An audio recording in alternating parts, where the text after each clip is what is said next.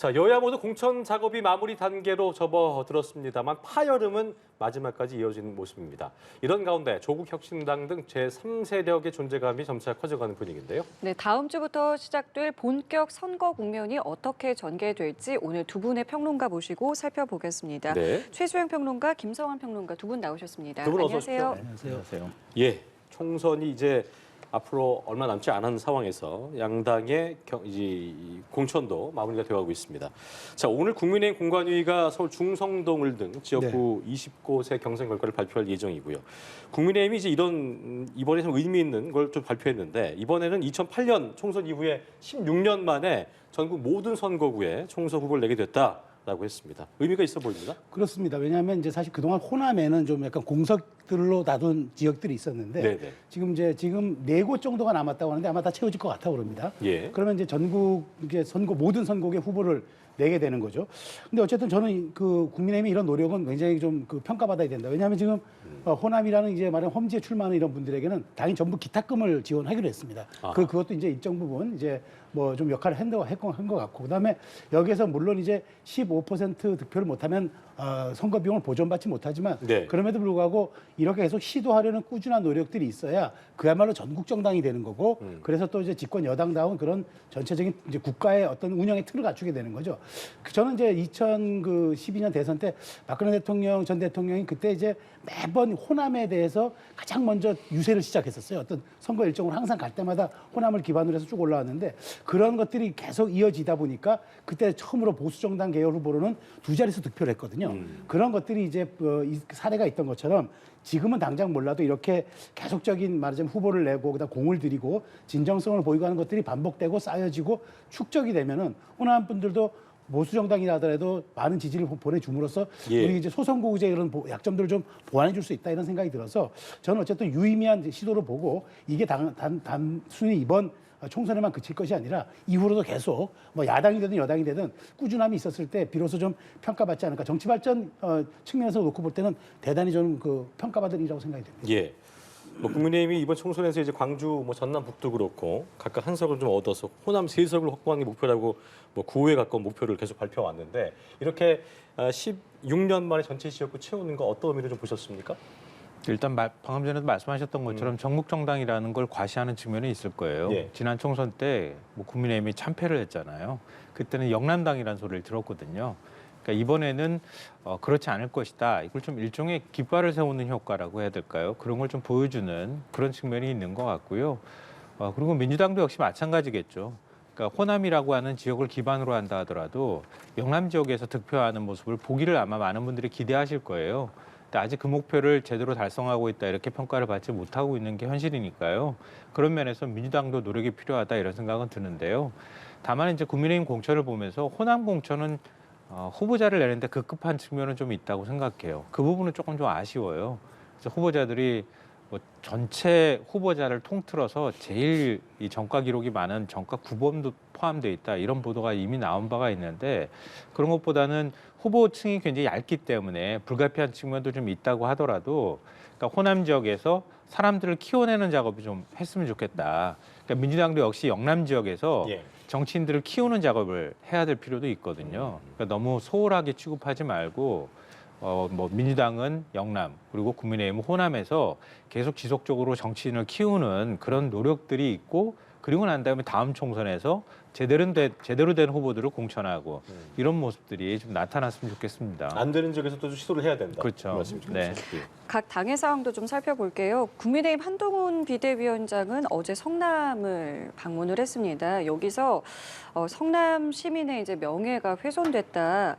자신은 지금 성남에 있는데 이 대표가 서초동 법원에 있다. 이렇게 하면서 이재명 대표 이제 사법 리스크를 꼬집었거든요. 이 내용 좀 어떻게 들으셨어요? 일단 국민의힘 전략은 그런 것 같아요. 이재명 대표의 비호감도를 최대한 높여서 민주당의 비호감을 높이는 작업과 함께 그리고 국민의힘은 한동훈 위원장을 중심으로 해서 일종의 이제 이재명 한동훈 구도를 만드는 이런 작업을 좀 하고 싶어 하는 것 같습니다. 그러니까 그 이면의 본질은 윤석열 대통령을 좀 가리는 측면을 원하는 것 같아요.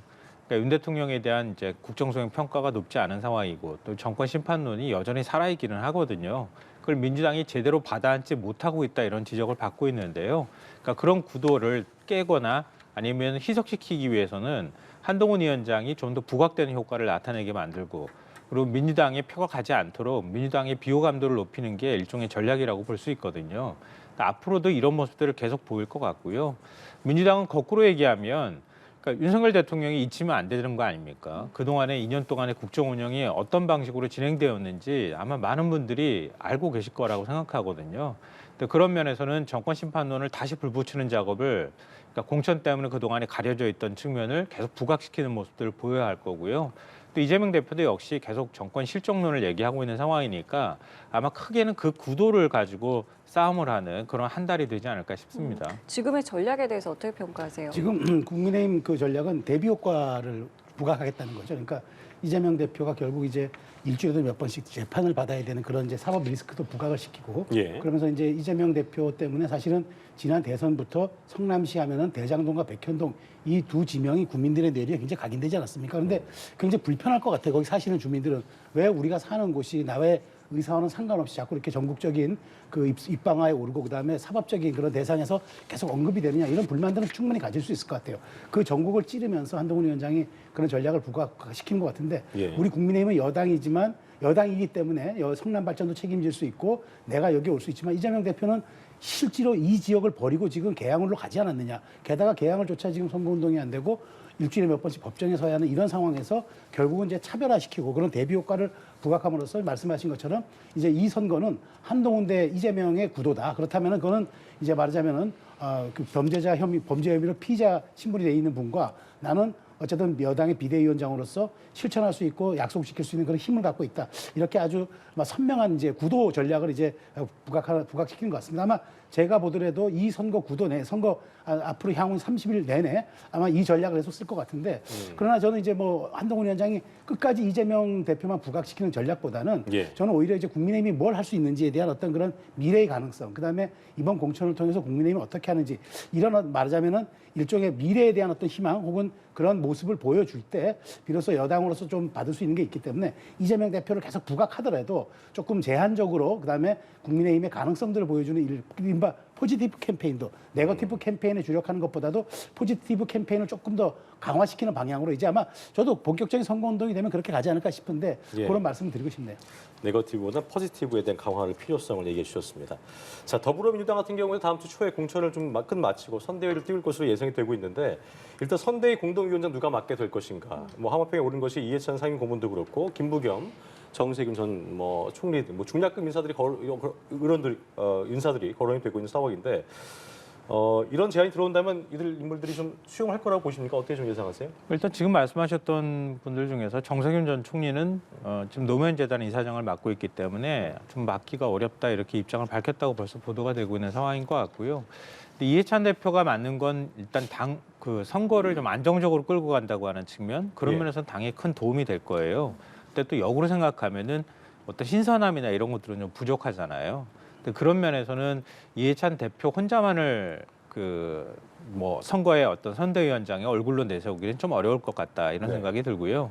그러니까 당이 그 동안에 이제 지지율이 좀 떨어지거나 이런 측면이 분열이나 갈등 이런 거였었던 거잖아요. 그러니까 통합형 선대위를 꾸린다고 하면 그럼 김부겸 전 총리나 이런 예. 얼굴이 좀 필요하지 않을까 싶어요. 근데 김부겸 전 총리는 좀 조건을 제시했다고 좀 알려지고 있잖아요. 통합과 상생 방안이 같이 좀 나아져야 된다 이렇게 얘기를 하고 있는데 근데 그게 좀 추상적이잖아요. 어떤 게 통합이고 어떤 게 상승인지가 정확하게 알려지지는 않았기 때문에 만약에 그런 제안을 수용한다고 한다면 어떤 제안이 갔을 것 같거든요. 갈 것 같거든요. 근데 그런 면들이 어떻게 수용되고 또 제안이 가는지는 좀 지켜봐야 될 것 같고요. 그리고 임종석 전 비서실장의 경우에는 사실 공천을 받지는 못했단 말이에요. 예. 근데 아직까지는 흔쾌하게 선거를 돕겠다고 하는 의사를 표명하지는 않았어요. 근데 제일 어찌 보면 민주당이 이번 이제 공천 과정에서 제일 상징적인 인물이 됐다는 거죠. 근데 그런 면에서는 당내 갈등을 봉합하는 데 있어서는 일종의 얼굴 역할을 할 수 있겠다 이런 생각이 들고요. 이탄희 의원의 경우에는 일단 준연동형 비례대표제 문제 때문에 불출마 선언을 미리 했잖아요. 예. 근데 그 요구를 일단 이재명 대표가 받아들인 거잖아요. 그러니까 이재명 대표하고는 각을 세울 이유가 별로 없을 것 같고요. 또 한편으로 보면은 그동안에 그러니까 국회 한동훈 당시 이제 법무부 장관이 출석했을 때 제일 날카롭게 공격했던 이제 상대이기도 했단 말이에요. 그런 면에서는 일종의 한동훈 비대위원장과 이탄희 선대 본부장이나 예. 이런 이제 구도를 만들 수 있는 측면이 있어요. 그러니까 지금 아까도 제가 국민의힘의 어떤 전략을 한동훈 대 이재명 이런 구도를 만들어서 윤석열 대통령의 실정을 가리려고 한다 이렇게 말씀을 드렸던 것처럼 민주당 입장에서는 그 구도를 만드는 걸 깨줘야 할 필요가 있거든요. 그러니까 오히려 한동훈에 맞서는 이탄희 이런 식의 구도를 만들면 그러니까 계속 한동훈 위원장은 뭐 틱톡 화법이라고 얘기될 정도로 계속 민주당을 괴롭히듯이 공격하고 있단 말이에요. 그러니까 그걸 이탄희 그 선대위원장이 막아주면서 같이 맞수 역할을 해준다면 한동훈 위원장의 전략적 구도가 깨지는 측면이 있다는 거죠. 근데 그런 면들을 고려한다면 이탄희 의원도 괜찮은 카드가 될 수 있겠다 이렇게 생각하고요. 또 뭐 우리가 지금 생각하지 못하는 전략 단위에서는 또 다른 사람은 아마 고민할 거예요. 또 어떤 사람을 또 그 물망에 올려놓고 고민할지는 결과를 보면 알겠죠. 네. 네. 최재형 평론가는 어떻게 좀 예상을 하시고 어떤 인물이 오는 것이 조금 민주당 입장에서는 적합할 것 같다 예상하시는지 들어보겠습니다. 결국 선대위원장이라고 하는 거는 민주당의 정체성을 상징함과 동시에 부족한 부분을 채워주는 약점 보완을 동시에 해줘야 선대위원장으로서 역할을 하는 것 아니겠습니까? 예. 근데 이제 과연 이해찬 그러면 전 대표가 돌아온다? 근데 이 이해찬 대표는 사실 지금 건강상의 여러 가지 이유와 또 그다음에 그 좀 올드하다는 그런 이미지 때문에 과연 그럼 중도 확장성이 있느냐라는 측면에서 조금 말하자면 좀 의문이 제기될 거예요. 왜냐하면 민주당을 상징하는 인사로서는 부족함이 없겠지만 과연 이재명 대표의 어떤 약점을 보완해주는 그런 통합형 인사로서 맞을까? 그런데 아마 의문부가 제기될 것 같고 사실상 정세균, 김부겸은 좋겠으나 제가 보기에 이분들의 마음을 얻기 쉽지 않을 것 같아요. 이분들이 과연 그러면 이번 총선에 자기 얼굴이 가면서 결국에는 이미지가 소진되는 부분들은 만약 총선 결과에 따라서 그걸 어떻게 할 것이냐 아마 고민이 될 것 같아요. 두 분에게는 제가 공이 정치적으로 마지막 총알이 한 발씩 남은 분이기 때문에 실제로 이런 선택을 할지가 저는 약간 좀 의문스럽고 그다음에 임종석 전 실장 같은 경우에는 사실은 이번에 명분이 너무 없이 회군하는 바람에 서사가 사라져 버렸어요. 그래서 설령 이렇게 떼밀려 나온다 하더라도 과연 이게 민주당의 통합을 상징하는 그런 그림과 구도가 될 것이냐? 저는 심각한 의문을 제기해서 저는 보기에 저도 이탄희 의원 같은 경우는 좀 젊은 민주당을 상징하는 또 그다음에 말하자면 헌신의 민주당, 쇄신의 민주당의 모습이 될 수는 있을 것 같아요. 그렇기 때문에 저도 거꾸로 어찌 보면 파격적인 인사를 한다 그러면은 이탄희 체제가 저도 가능성이 높다고 보고 다만 저는 이제 저도 말씀에 동의하는 건 이제 이런 걸 근데 단독으로 갈 거냐 아니면 공동선대위원장 체제로 갈 거냐 이 부분도 아마 남은 숙제일 거예요. 제가 보기에는 그 단독으로 갈 가능성보다는 오히려 공동으로 갈 가능성에 마지막에 이제 뭐 명예 정도로 이해찬 전 대표를 끼워넣는 그런 방향식도 있을 것 같아서 뭐 이 부분은 뭐 민주당이 제가 지금 말씀드린 여러 똑같은 아마 단위에서 고민을 할 겁니다. 아마 그런 쪽에서 결론 나오지 않을까 싶습니다. 말씀하신 것처럼 공동체제로 한다면 이탄희 의원이 또 합류할 수 있는 가능성도 그렇죠. 열어볼 수 있겠네요. 그런 가능성이 있다고 봅니다. 이건 조금만 좀 설명을 드리고 네네. 싶은데요. 그러니까 선거는 어쨌든 총력 체제잖아요. 그러니까 일종의 그동안에 당이 가지고 있었던 모든 자산과 자원을 다 총동원하는 거란 말이에요. 그러니까 사활을 건 승부를 해야 되는 거죠. 그렇다면 뭐 어떤 사람이든 간에 당의 자원으로 쓸 수 있는 모든 사람들을 다 끌어내는 작업들을 하는 거는 그건 하나의 전략이 될 수 있겠다 이런 생각은 들고요. 그러니까 다른 한편으로는 또 선거란 공간은 국민들이 생각하지 못하는 또 다른 감동이나 아니면 파격을 원하는 측면도 있단 말이에요. 그런 면에서는 이탄희 선대위원장 카드가 유효적절한 카드일 수 있겠다 이런 생각이 들고요. 그리고 김부겸 전 총리의 등판에 대해서는 좀 부정적으로 말씀하셨는데 저는 김부겸 전 총리 입장에서도 좋은 기회가 될 수 있다고 생각해요. 왜냐하면 정계 은퇴 선언을 이미 한 바가 있거든요. 그 불과 몇 년 안 됐어요. 한 2년 남짓 됐나요? 그런데 이번에 당내 갈등 구도에서 나름의 정계 복귀를 하는 듯한 모양이 연출이 됐단 말이에요. 필요성에 의해서. 예. 근데 그것만 가지고 명분이 부족하다는 거죠. 당이 이번에 호출했을 때 그때 마지못해 오는 모양을 취한다 하더라도 결국은 다시 정치권에 들어오게 된단 말이에요. 네. 그럼 정계 복귀를 하는 셈이 되는 거거든요. 그런 면에서는 김부겸 전 총리 입장에서도 나쁠 건 없다. 그러니까 조건을 당이 수용하는 모양새를 취해주기만 한다면 다시 정치 전면에 들어올 수 있는 굉장히 좋은 기회가 될 수 있다고 생각합니다. 예, 알겠습니다. 자, 그리고 이게 양당 모두 지금 공천이 이제 거의 막바지로 향해 가고 있는 상황에서 민주당 이재명 대표가 국민의힘의 공천은 특권 총선 공천에 민낯이 드러나고 있는 것이다. 반면에 민주당의 공천은 공천 혁명이다. 이렇게 좀 자평을 했어요. 이 내용을 좀 어떻게 들으셨는지요? 뭐 그 당의 대표가 자기 공천 잘 됐다고 주장하는 게 너무 당연한 거 아니겠습니까? 자기 당 공천이 잘못됐다고 얘기하는 순간 그거는 본인의 실책을 인정하는 거니까. 그러니까 자화자찬할 수밖에 없겠죠. 그렇지만 저는 이렇게 봅니다. 민주당의 공천이 쇄신 공천이었고 혁신 공천이었고 뭐 공천 혁명이었던 간에 정치는 사실의 영역이 아니고 인식의 영역입니다. 국민들이 팩트가 중요한 게 아니라 국민들이 이걸 어떻게 받아들이고 인식하느냐가 결국엔 나중에 표심으로 전환이 되는 거거든요. 근데 뭐 아무리 이재명 대표가 손바닥으로 하늘을 가리려고 해도 뭔가 이재명 대표의 호위무사들이 대거 공천을 받은 건 맞고 그다음에 거기에서 이른바 친명은 횡재가 있지만 분명히 비명은 횡사를 했다. 그래서 일각에서는 이게 그 이른바 조선시대 사화까지 비견돼서 갑진사화라는 얘기까지 나오는 이 마당에 과연 공천혁명이라는 얘기가 그 세술은 세부대에 담았다고 하는데 그 세술이 과연 세술인지에 대한 국민적인 의문과 눈높이에는 저는 뭐 그건 평가가 따로 있어야 될 것으로 보고요. 그 국민의힘의 공천을 뭐 그렇게 좀 비하하고 그렇게 했지만 저는 이렇게 생각합니다. 국민의힘의 공천은 포용 전략이었고 민주당은 배제 전략이었다. 근데 결국은 우리가 포용을 통해서 그다음에 혁신의 깃발을 들고 그다음에 말하자면 우리의 약점을 보완해서 중도로 진출하는 게 선거 승리의 법칙이라 그러면은 저는 국민의힘은 그 법칙을 잘 따른 거고 민주당은 과감한 배제를 통해서 이재명의 사당화, 이재명의 민주당은 했을지 모르겠으나 과연 이것이 국민들이 눈높이에 보는 이게 새로운 인물의 수혈과 그다음에 새로운 인물이 새로운 정치를 4년 동안 할 수 있는 그런 자격을 가진 사람들로 구성됐는지 이 점에 대해서는 국민들의 평가가 따로 있을 거기 때문에 저는 이재명 대표가 그렇게 주장한다 하더라도 뭐 이거는 저 주장에 불과한 거고 상당 부분 전 설득력을 가지기는 조금 어려운 현실적인 지금 공천 평가가 아닐까 그런 생각이 듭니다. 그럼 구체적인 사례를 좀 들어보면 서대문구 갑 같은 경우 이제 청년 지역구로 지정이 됐고 여기에 이제 경선을 3인 경선을 하기로 했어요. 근데 이게 성치훈, 권지웅, 김규현 이 세 후보의 3인 경선을 하기로 했는데 이게 하루 만에 이 성치훈 전 행정관을 빼고 김동하 변호사로 교체가 됐어요. 다만 이 김동하 변호사 같은 경우 이제 대장동 변호사로 이제 알려진 인물이기 때문에 이 공정성에 대한 이제 이야기들이 좀 나오고 있어요. 이 사례를 좀 어떻게 보고 계세요? 그러니까 일단 애초에 공천할 때 이게 오디션 방식으로 공천을 한 거잖아요. 그러니까 그쵸. 당이 공천한 게 아니라 오디션에 참석한 사람들의 선택에 의해서 공천이 된 거다. 이렇게 보는 게 맞고요. 예. 그러니까 그게 공천 룰이 돼버린 거예요. 그러니까 그렇게 해서 올라온 오디션을 통과한 3명 중에 한 사람이 좀 논란의 인물이 됐다. 이런 거잖아요. 그러니까 그게 성치훈 전 행정관인데 일종의 이제 성폭력 2차 가해를 했다고 하는 여성계의 문제 제기나 그리고 녹색정의당의 문제 제기가 있었어요. 근데 이건 굉장히 민감한 사안이잖아요. 과거에 또 이를 연상시키는 것이기도 하고요. 민주당 입장에서는 또 아픈 구석도 있는 거 아니겠어요. 그러니까 그런 면에서는 미리 당에서 검증하는 작업을 하거나 오디션 때 이 문제에 관해서 거론이 좀 됐더라면 어땠을까 이런 아쉬움은 좀 갖게 되고요. 다만 그러니까 그 김동하 변호사가 들어오는 거는 그 사람이 어떤 경력을 갖고 있던 간에 그 오디션에서 4등이었다는 거잖아요. 근데 그 차점자로 들어온 것이니까 이걸 불공정하다고 얘기를 할 수 있겠는가 이런 생각이 들고요.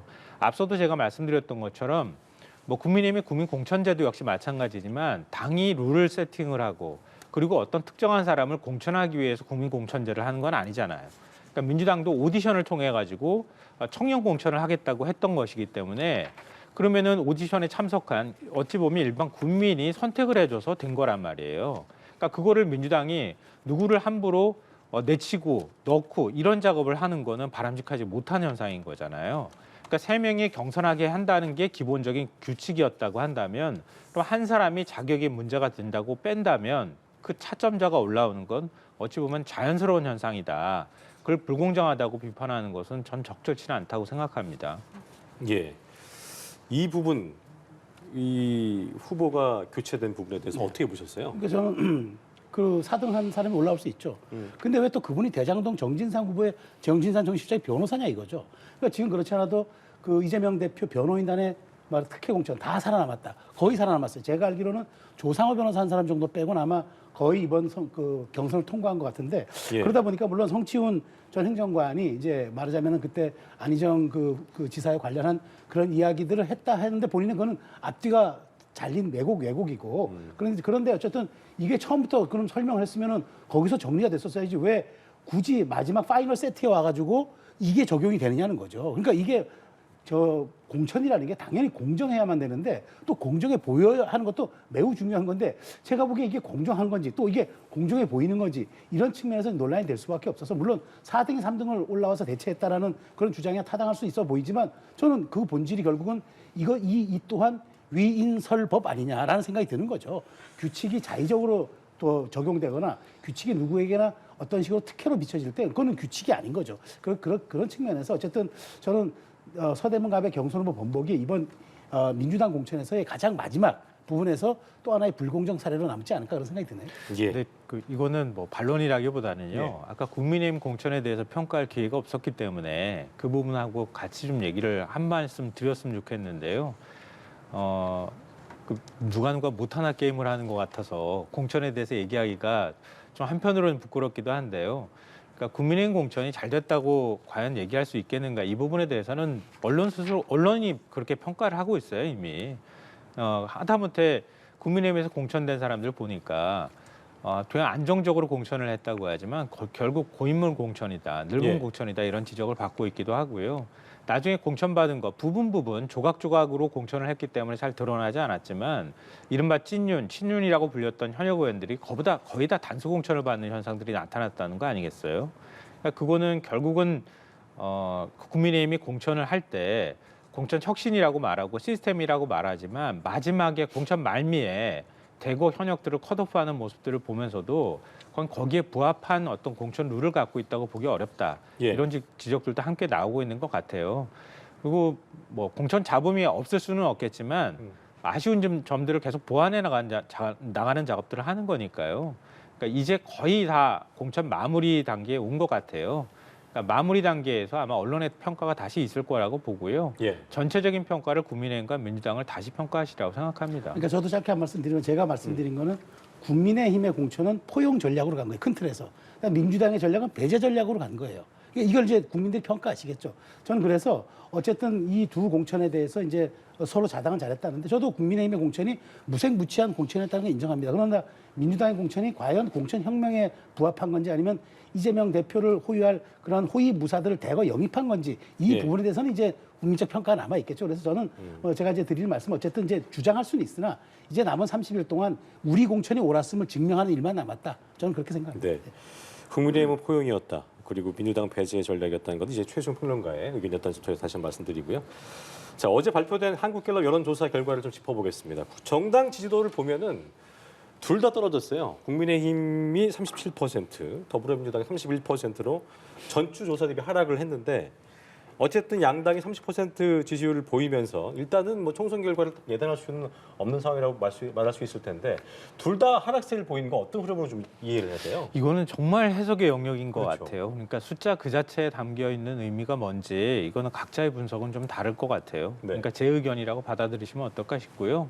그러니까 공천 마지막에 오면서 사실 그러니까 공천 한 중반기 넘어갈 때까지는 민주당 지지율만 떨어지는 현상이 나타나거나 아니면 민주당이 정체되어 있는데 국민의힘이 지지율이 올라가는 현상이 나타났거든요. 예. 이거는 물론 윤석열 대통령이 지금 의대 정원 확대 문제라든가 이런 것들을 강력하게 추진하는 과정에서 국민들의 어떤 지지를 받는 이게 일정 부분 반영된 측면도 있겠지만 일단 당 차원으로만 본다면 공천이 시끄럽게 되지는 않았다. 이런 부분들이 아마 돋보였을 측면이 있어요. 근데 공천 마지막 부분으로 가면 갈수록 국민의힘 공천이 이거는 아닌 것 같다. 그러니까 언론들의 부정적인 평가가 많이 나오기 시작하면서 갸웃하는 분들이 생겨났다. 전 그렇게 봐요. 그리고 민주당도 그러면 거기에 돋보일 만큼 잘 보였느냐, 잘하는 것처럼 보였느냐, 그건 또 아닌 것으로 비춰졌을 가능성이 있다. 그러니까 양쪽 다 갸웃갸웃 하시는 유권자들이 좀 늘어난 것이 아닐까. 그러니까 한번 이렇게 물론 오차범위 내기 때문에 제가 단정적으로 다 떨어졌다 이렇게 말씀드리기는 어렵지만 추세선 자체가 일단은 정체 수준까지 이렇게 또 가버린 거는 예. 양당 모두의 그런 현상이 나타난 것은 공천 마지막에 대한 국민들의 평가가 이루어지는 과정에서 보이는 예. 현상이다. 저는 그렇게 생각하고요. 그리고 이제 그 사이에 큰 변수라고 하면 이른바 조국혁신당, 조국신당이 등장했다는 거잖아요. 그걸 통해서 그동안에 제3지대에 있는 정당들이 지지를 못 받았잖아요. 양당의 지친 국민들도 적지 않았을 거고 그리고 윤석열 정권 심판에 대한 국민 여론도 높다고 하는데 민주당이 그걸 못 앉잖아요. 제대로. 그러니까 민주당이 실망했던 일종의 부동층으로 빠져 있거나 유보층으로 빠져 있는 유권자들이 조국 신당도 한번 생각해 볼 수 있지 않을까 하는 생각들을 하기 시작했다는 거죠. 그럼 국민의힘 지지층 사이에서도 세부 분석을 해보면 일부가 나타나요. 그리고 민주당 지지층 사이에서는 조금 더 큰 폭으로 나타나고요. 그러다 보니까 조국 신당 쪽으로 일부 빠져나가는 현상도 영향을 미쳤을 가능성도 있다 이렇게 생각합니다. 예. 지금 뭐 김성환 평론가의 말씀처럼 해석의 영역이라고 말씀하셨는데 아까도 얘기하셨듯이 이제 공천이 마무리되면 국민들이 이걸 어떻게 평가할까에 대한 것도 이제 지지율 같은 걸 볼 수 있을 텐데 양당 다 빠졌단 말이죠. 네. 어떻게 해석하셨습니까? 저는 뭐 어쨌든 지금 민주당이 빠진 거는 조사 시점이 5일에서 7일이니까 아마 그 비명 학살이라는 그 가장 프레임이 형성될 때 했으니까 민주당의 지지율 하락은 뭐 당연히 저는 당의 내분과 갈등으로 국민들이 받아들였다 생각을 하고요. 예. 국민의힘이 이제 수치를 한 거는 그동안에 조용한 공천이었지만 마지막 판에 이제 불거진 일종의 이제 뭐 물론 나중에 승복은 했습니다만 일부의 저항들 이런 것들이 이제 불공정에 대한 그런 얘기들이 일부 좀 반영이 됐을 거라 보는데 제가 좀 유의미하게 보는 거는 국힘의 37의 지지도와 대통령의 아마 국정수행 지지도가 39%가 나타났을 네. 겁니다. 그렇다면 이게 연동화 현상, 이른바 이제는 대통령의 국정 지지율과 국민의힘의 정당 지지율이 일종의 디커플링이 아니라 동조화 현상, 커플링 현상을 보여주고 있다. 이거는 굉장히 유의미한 지적이에요. 왜냐하면 그동안 무언가 국민의힘과 대통령의 그 지지율과 국정 상황에 대한 지지율이 엇박자가 났기 때문에 자꾸만 디커플링, 이른바 탈동조화 현상이라고 많은 분들이 지적했잖아요. 이제는 동조화 현상이 나타났다. 아마 이거는 총선 한 30여일 남은 상태에서 이런 부분들이 여권에 청신할 수밖에 없고 그다음에 네. 앞으로 의료 분쟁이라든가 이런 것들에 대한 대형 이슈들이 아마도 이건 더 여권의 호재로 작용할 수 있어서 왜냐하면 대통령이 좌고우면하지 않고 민생 문제에 밀어붙인다 이런 긍정적 효과를 주기 때문에 저는 어쨌든 국민의힘은 하락했지만 이제는 동조화 현상을 보인다는 측면에서 조금 이 정당 지지도와 대통령의 국정 지지도를 한번 눈여겨볼 필요가 있지 않을까 이런 생각이 듭니다. 그럼 조국 혁신당의 약진에 대해서는 어떻게 평가하세요? 저는 김성환 평론가 말에 동의하는 겁니다. 그러니까 여기에서 민주당의 전통 지지층이 이건 아닌데 민주당이 이렇게 가야 될 건 아닌데라고 빠져서 기권하거나 아니면 유보를 해줘야 되는데 예. 그 사람들을 받아줄 수 있는 방파제가 하나 생긴 거죠. 이른바 이 현상은 제가 보기에 아마 이게 일종의 쿠션 현상으로 저는 생각합니다. 그러니까 안착시킬 수 있는 현상이 되는 것 같고 또 하나는 뭔가 민주당 입장에서는 이제 그렇지만 민주당 입장에서는 자신들이 얘기했던 더불어민주연합이라는 그 비례정당 구도가 깨지는 상황이거든요. 왜냐하면 이게 제로섬 게임이라서 이쪽이 빠져서 이쪽으로 가는 거예요. 그렇기 때문에 민주당 입장에서는 마냥 반길 일은 또 아닌 거죠. 그런 측면에서 저는 조국 혁신당이 민주당으로서는 대단한 딜레마일 수밖에 없고 이 이슈와 이 조국 혁신당 어떻게 관리하느냐가 저는 변수가 될 것 같아요. 과거에서도 열린민주당이 굉장히 지난 총선에서도 뜨다가 마지막에 손절하면서 가라앉았던 그런 기억이 있기 때문에 그랬었죠. 이 부분 한번 쳐다볼 필요가 있다고 생각합니다. 저는 뭐 반론을 하는 건 아니고요. 네. 조국 혁신당은 앞으로도 예의주시할 필요가 있다. 왜냐하면 중도층에서도 조국 혁신당을 지지한다는 응답층이 나오거든요. 그러니까 중도층에서 민주당으로 가지 않는 표가 조국 혁신당 쪽으로 옮겨갈 가능성이 있기 때문에 이건 전체적으로 보면 야권 파이를 키우는 현상으로 연결될 수 있거든요. 그러니까 정권 심판론을 민주당이 못 가져가면 조국 혁신당이 가져가는 측면이 나타날 수 있다고 하는 거죠. 그러니까 그런 점을 한번 주목해 볼 필요가 있다고 보이고요.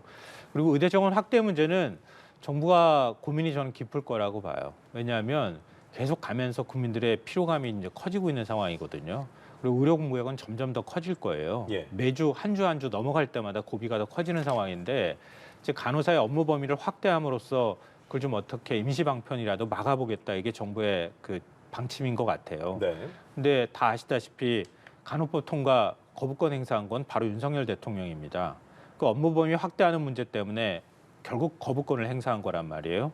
그러니까 태도가 1년도 안 돼서 지금 대통령이 바뀐 거예요. 그런 부분에 대한 문제 지적들이나 아니면 지금 지방 의료원들이 다 지방 의료원들이 일반 이제 병원들 를 응급 의료 체계라든가 중증 환자를 어느 정도 받는 그 일종의 이제 방파제 역할, 저지대 역할을 해주기를 정부에서는 기대하려 하고 있는데 국민들이 인식할 때는 지방 의료원은 그런 기관으로 인식을 안 한다는 거 아닙니까? 안 간다는 거예요. 오히려 한산하다는 거예요. 그러면은 의료 공백이 더 커질 우려가 있단 말이에요. 그러니까 정부 대책이 제대로 안 먹히고 있다는 얘기입니다. 한마디로.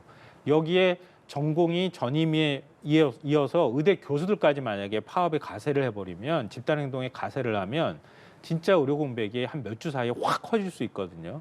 이걸 만약에 관리를 못하면 지금까지는 의대 정원 확대 문제가 윤석열 대통령의 어떤 뚝심 뭐 이런 것들로 연결되는 긍정평가 요인이 될 수 있다고 하면 앞으로는 그게 부정평가 요인이 되거나 상황 관리를 못했다고 하는 불만들이 나오기 시작하면 그런 부분들은 오히려 악재로 작용할 가능성도 있습니다.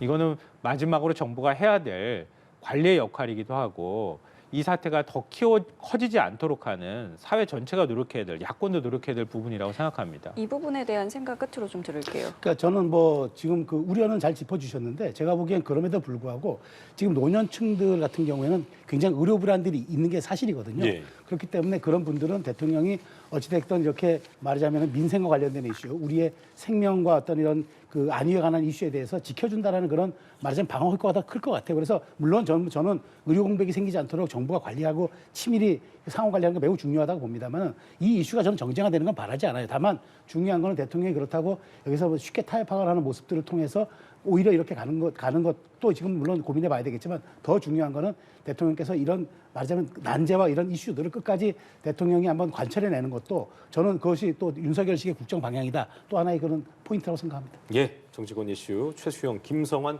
두 분의 평론가 같이 보았습니다. 오늘 말씀 고맙습니다. 감사합니다.